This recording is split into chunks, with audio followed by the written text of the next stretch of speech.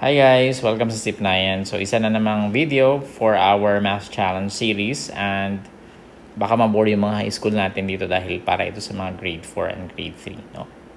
So chill lang yung mga high school muna. How many 1/2 are there in 7.5? Okay, so the solution will be very detailed kasi nga para sa mga grade schoolers natin ito. No?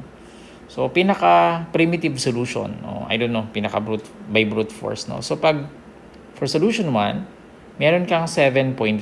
So, pwede mong isulat isa-isa yan, di ba? 7 lang naman siya eh. 1, 2, 3, 4, 5, 6, 7. Ang tanong, ilang 1/2 sa isa? So, number of 1/2s. So, sa isa, dalawa, di ba? Dalawang 1/2 sa bawat 1. So, whole number naman. So, ilan yan? 7. Tapos, ang 0.5 mo ay 1/2 din. So, isang 1/2 yun. So, ilang 1/2 lahat yan? 2, 4, 6, 8, 10, 12, 14, 15. Diba? So, the answer is 15. Kung mabilis ka dito, di mo kailangan mag-compute. Of course, sa solution 2, meron tayong iba't ibang klaseng solutions. Ay, yung 1/2, pwede natin siyang gawing decimal para maging ano siya, di ba? Maging pair siya dito. So, how many 0.5s are there in 7.5? So, ibig sabihin, 7.5 divided by 5. Divided by 0.5. So, hindi ko alam kung napag-aaralan nyo na yung division of decimals, no? Pero, ang isang strategy, kung hindi nyo pa napag-aralan, ay isulat ito sa in fraction form, di ba? So, magiging 7.5 divided by 0.5, di ba? Ganyan yan in fraction form. Pag nag-divide tayo ng decimal, ang gusto natin i-avoid ay mayroong decimal numbers, no?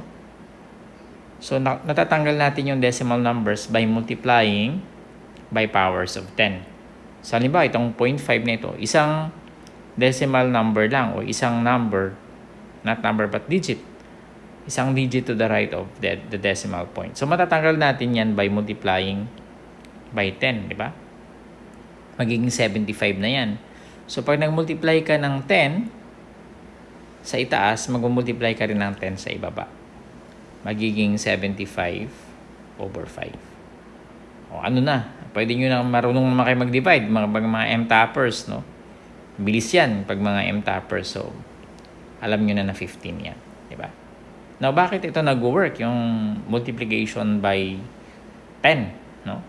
Pag nag-multiply tayo ng 10 sa numerator, it is the same as multiplying the fraction by 10 over 10. And when you multiply something by 10 over 10, ang 10 over 10 is just 1.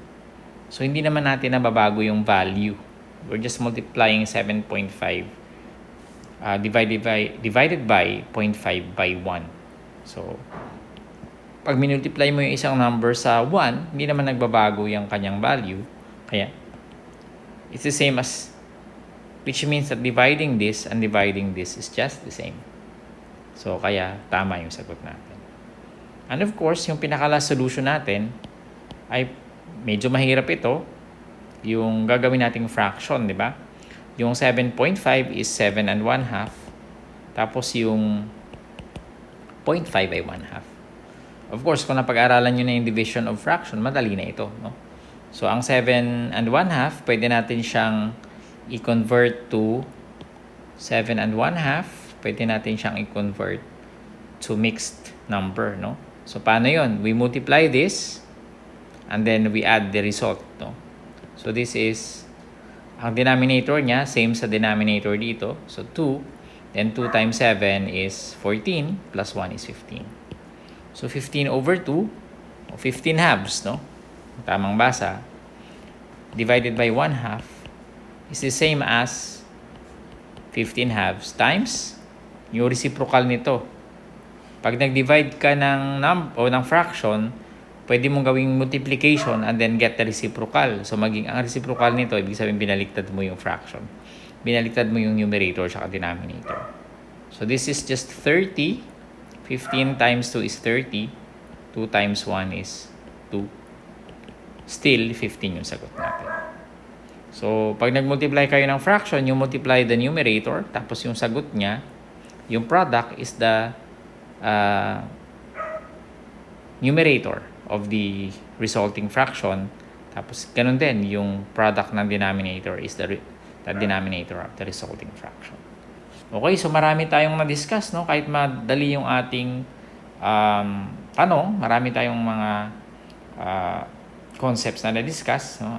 Division of decimals, no? Multiplying fractions, converting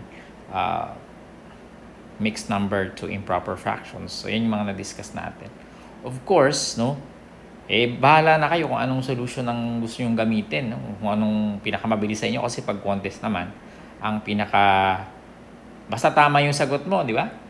Usually, lalo na pag oral, pag tama yung sagot nyo, it doesn't matter kung ano yung solution mo. Basta correct answer. So, bahala na kayo. I think yung pinakamadali dito yung una eh. Kahit medyo brute force siya, no? Okay, so maraming salamat. Sana ay may natutunan kayo. Abangan nyo ulit sa susunod na linggo yung ating math challenge questions, no? Of course, mag-subscribe kayo sa ating YouTube channel, no?